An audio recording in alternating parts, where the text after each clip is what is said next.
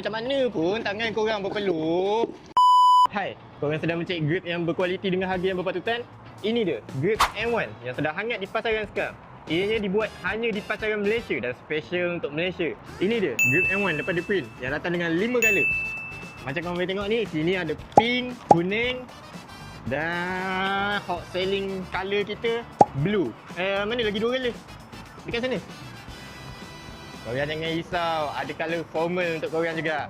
Hitam dan putih dengan ketebalan 0.6mm dan lebar 25mm dan sepanjang 11.5 cm. So korang jangan risau lah kalau raket korang tu tak cukup ke panjang, tak cukup apa ke, sebab satu packaging ni akan ada 4 grip. Korang yang suruh shaking time main tu, suruh tangan bergetar time main, korang jangan risau sebab grip kita ada shock absorbing.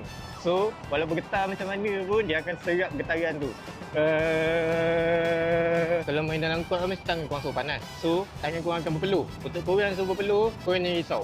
Walau macam mana pun, tangan korang berpeluh, raket ni takkan terlepas dari tangan korang. Nampak? Sup.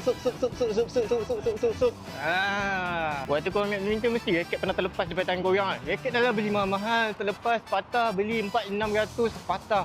Sebab apa? Sebab grip licin. Grip ni, walau licin macam mana pun tangan korang, tetap akan rasa sticky. So, korang jangan risau. Tengok Ini saya kasih show tutorial minyak.